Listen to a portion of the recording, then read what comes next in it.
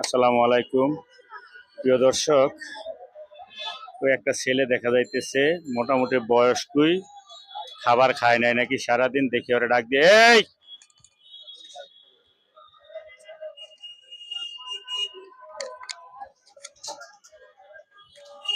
খাবার খাইছো?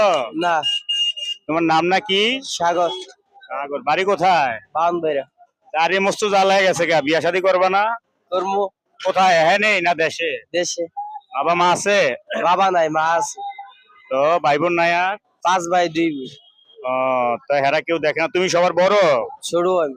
সবার বড় যারা, হেরা তোমার দেখে না? দেখে। দেখলে তুমি এখানে এই অবস্থা কেন?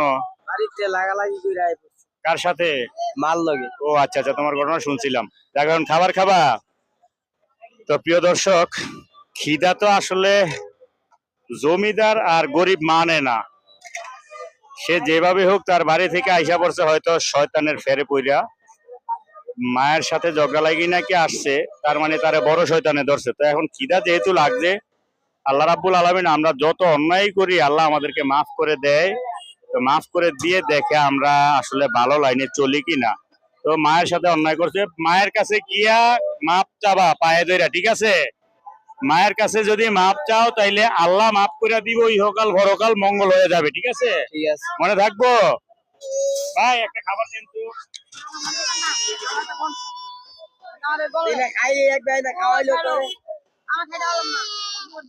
এদিকে আয়, এদিকে আয়। কথা কইতাছি দেখ, রাইস এগুলো একটু বাড়ায় দিবেন, হ্যাঁ? খাতি পারলে আবার তো খাই না, তো নষ্ট করে দাও। নষ্ট করস তোরা? যদি নষ্ট করস তাইলে কিন্তু ওই যে ওইটা খাইতে পারবো নি। ওই আকাশটা খাও, এই খাও খাও খাও। কিরে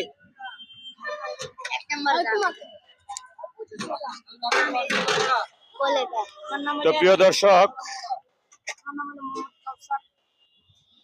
আমি আর কি বলবো, যদি এই মানবিক ভিডিওগুলি আপনাদের কাছে ভালো লাগে, একজন অনাথ মানুষকে খাবার দেওয়া মানে মহান রাব্বুল আলামিন এতেই আমি মনে করি খুশি হয়ে যায়। আমার প্রতি খুশি হয় কিনা আমি জানি না, তবে আমি দোয়া করি মহান রাব্বুল আলামিন যাতে আমার প্রতি সন্তুষ্ট থাকে, আর এই অনাথ মানুষগুলির পাশে যাতে দাঁড়াতে পারি, এদেরকে যাতে একবেলা খাবার দেওয়ার তৌফিক আল্লাহ তাআলা আমাকে দেয়, সেই তৌফিক আপনারা, সেই জন্য আপনারা দোয়া করবেন। এবং